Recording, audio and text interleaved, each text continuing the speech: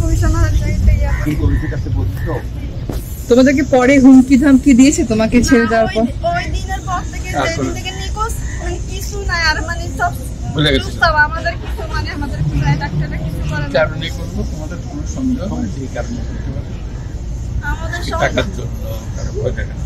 হ্যাঁ টাকার জন্য করতে পারে কিন্তু আমাদের আম্মুর অত টাকাও নাই মানে আমার কি হইতো ওরা তো বলতেছে যে গাড়িতে বলতেছিল যে টাকার সম্পত্তি আর আমার আম্মুর নানা একটু সম্পদ আছে ওইরকম ওইটাই বলতেছিল বারবার মানে সব আমার আম্মুর নামে ছিল নানার সম্পর্ক এত বড় কাণ্ড করবে।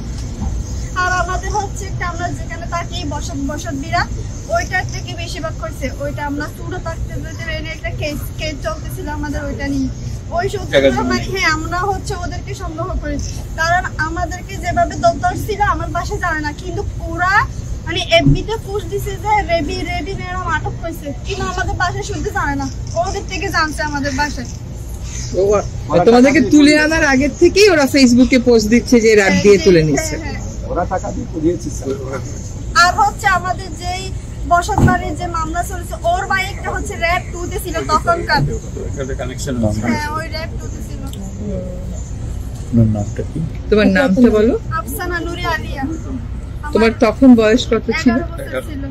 আমার মায়ের নাম হচ্ছে রেজিয়া বেগম রেবি তখনকার 39 বছর ছিল। কত সালে তোমাকে নিয়ে? 2015 সাল 9 মাস 22 তারিখ। বাবা আছেন? জি আমার বাবা আছে।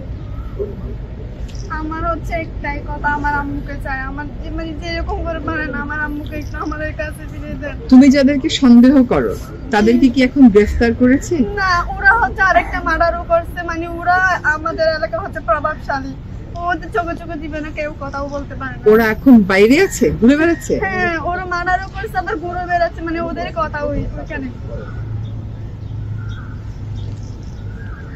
কোনো পলিটিক্স হ্যাঁ ওরা পলিটিক্স করে আওয়ামী লীগের